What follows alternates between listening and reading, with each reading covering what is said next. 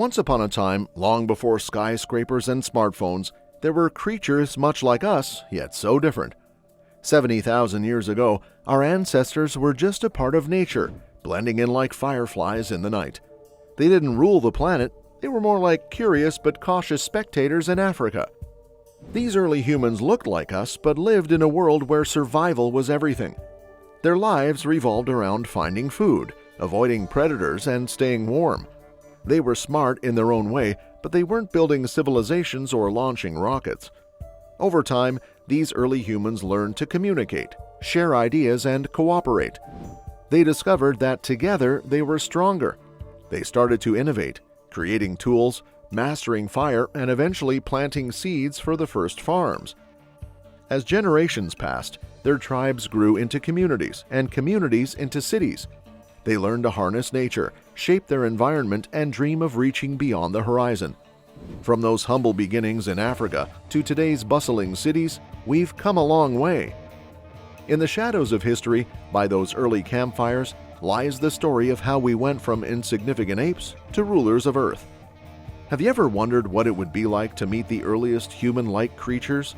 Let's take a journey back in time to meet some of our ancient relatives, the hominids.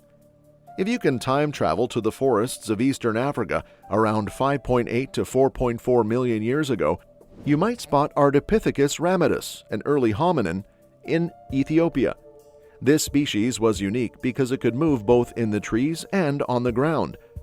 A small creature, about the size of a chimpanzee, with a brain no larger than 2.5 tennis balls. But why was its brain so small? Could it be because Ardipithecus mainly ate fruit and not much meat? Yes, that's the most probable reason. Moving forward in time, between 1.2 and 4.4 million years ago, the scene in Africa gets even more interesting. This period saw the rise of the Australopiths, a diverse group of hominins. Have you heard of Lucy? Lucy is a famous Australopithecus afarensis, whose skeleton was found in the 1970s. She stood only about 3 feet 6 inches tall, but is one of over 400 specimens found from her species. But Lucy wasn't the only Australopith. There were many varieties, each with its unique traits. Australopiths were small creatures with brains about 1/3 the size of ours. They walked upright, but their brains and bodies showed significant differences from ours. For example, their molars were much larger than ours, adapted for a diet of tough foods like nuts and seeds. The robust Australopiths, like Paranthropus bosei, had even larger jaws and cheekbones, suggesting they chewed tough foods often. But have you ever thought about how these early hominins lived? Unlike us, they didn't build cities or use fire. Their lives were simpler, focusing on finding food and avoiding predators. But they were resourceful. They made simple tools, like stones with sharp edges, to help them survive. These tools, known as Oldowan tools, were used to butcher animals and gather food. Now let's talk about the Homo habilis, one of the earliest members of our genus. Discovered in 1960 by Lewis and Mary Leakey, Homo habilis, or handyman, lived between 2 to 1.6 million years ago in eastern and southern Africa. They had larger brains than Australopiths, ranging from 500 to 800 cubic centimeters. They were small, standing about 1 to 1.35 meters tall, with long arms and short legs, suggesting they still spent some time in trees. What did Homo habilis eat? Their diet was likely varied, including fruits, leaves, and some meat. Evidence shows they used simple stone tools to butcher animals, indicating they scavenged for meat. Imagine them using these tools to scrape meat off bones left behind by predators. Homo habilis wasn't just about survival, they were also about innovation. Their use of tools marks a significant shift in early human technology. Although they weren't the first to use tools, they improved on the existing ones, which helped them adapt better to their environment. Have you ever thought about how these early humans communicated? While we can't know for sure, it's likely that Homo habilis had some form of basic language. They might have used sounds or gestures to share information about where to find food or warn each other of danger. And after that came the Homo erectus. They survived much later than previously thought, up until just over 100,000 years ago on the Indonesian island of Java. This revelation places Homo erectus in direct overlap with our own species, Homo sapiens, walking the earth together. Homo erectus is the first known human species to walk upright, and it evolved around 2 million years ago. Yet, while it vanished elsewhere, it persisted in Java, surviving amidst changing landscapes and volcanic activity. We used to think each species neatly replaced the last, like steps on a ladder. Now, we see a messier picture, different human species living alongside each other for hundreds of thousands of years. But why did Homo erectus hang on in Java while it disappeared elsewhere? Some suggest its isolation allowed it to adapt, even as environments changed. However, as rainforests replaced open woodlands, Homo erectus struggled to survive. It couldn't adapt as flexibly as our species, Homo sapiens, who eventually arrived in Java around 39,000 years ago. This raises intriguing questions. How did these ancient humans interact? Did they compete for resources or learn from each other? What do you think? It's highly improbable that they were violent towards each other or had any form of monarchy, similar to ancient Egypt in later ages. By the way, if you're interested in learning more about ancient Egypt, check out our other video on the topic. It's full of amazing stories. However, with time, another species appeared, the Neanderthals, our closest known relatives. But in recent years, our understanding of Neanderthals has taken huge leaps forward thanks to new artifacts and technologies. These discoveries show us that Neanderthals are far more sophisticated and culturally rich than previously thought. In Bruniquel Cave in France, Neanderthals intentionally arranged hundreds of broken stalagmites into mysterious structures. What were they for? This glimpse into their creativity challenges old stereotypes of them as mere cavemen. Archaeologists have uncovered evidence of Neanderthals making tools, using fire, and even crafting jewelry from eagle talons. They adorn themselves with pigments and shells, suggesting a capacity for symbolism and personal adornment.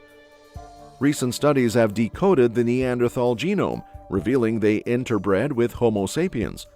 This genetic mixing challenges the idea of them as a separate species, highlighting our shared heritage. Neanderthals weren't just survivalists, they were innovators. They made rope, used adhesives, and perhaps even engaged in early forms of art, like the painted caves found in Spain. These discoveries suggest a cultural richness previously underestimated. But why did Neanderthals disappear while Homo sapiens thrived? Was it environmental change, competition, or simply bad luck? Researchers debate this, but evidence shows that as Homo sapiens populations grew, Neanderthals dwindled. Despite their extinction, Neanderthals live on in us through DNA. Modern humans carry more Neanderthal genes than ever existed when they roamed the earth. Their legacy challenges us to rethink our past and appreciate the complexity of our shared history. Then our story as Homo sapiens, the modern humans, begins long ago in Africa, where our ancestors lived alongside other ancient hominins. Different groups of human ancestors spreaded across Africa, evolving in isolation until changes in climate pushed them to mix and share. This mixing led to the diverse genetic makeup we see in modern humans today. East Africa was a melting pot where different populations mixed, creating the foundation for our species. The journey of Homo sapiens unfolds with discoveries like the Cima de los Huesos in Spain, where 430,000-year-old Neanderthal DNA was found, revealing our deep connections. Genetic studies suggest our common ancestor lived between 550,000 to 750,000 years ago, piecing together our evolutionary puzzle. Fossils play a crucial role too. At Jebel Irhoud in Morocco, remains dating back 300,000 years show a blend of modern and archaic traits, challenging our understanding of early human appearances. Further finds in South Africa and Ethiopia provide glimpses into our past, showing how our physical features evolved over time. Tools also tell our story. From basic stone tools used millions of years ago to advanced Middle Stone Age innovations like blades and spear points, our ancestors adapted and thrived. These tools not only improved hunting, but also shaped how early humans interacted with their environments and each other. Our species' wanderlust took us beyond Africa. Fossils found in Israel and China suggest Homo sapiens ventured out over 100,000 years ago, adapting to new landscapes and climates. This dispersal out of Africa, around 50,000 to 60,000 years ago, marked a pivotal moment as our ancestors spread across the globe, leaving their genetic imprint wherever they settled. As we migrated, we encountered other human species like Neanderthals and Denisovans. We interbred with them, leaving traces of their DNA in our genes. Yet these other human species eventually vanished, leaving Homo sapiens as the sole survivors. Today, our evolutionary journey continues to fascinate and challenge scientists. Each discovery adds a piece to the puzzle of how we became the dominant human species on Earth. From humble beginnings in Africa to global dominance, our story is one of adaptation, innovation, and survival against the odds. But the real magic of humanity isn't in our individual prowess, it's in how we come together. We can cooperate flexibly and massively, even with strangers we've never met.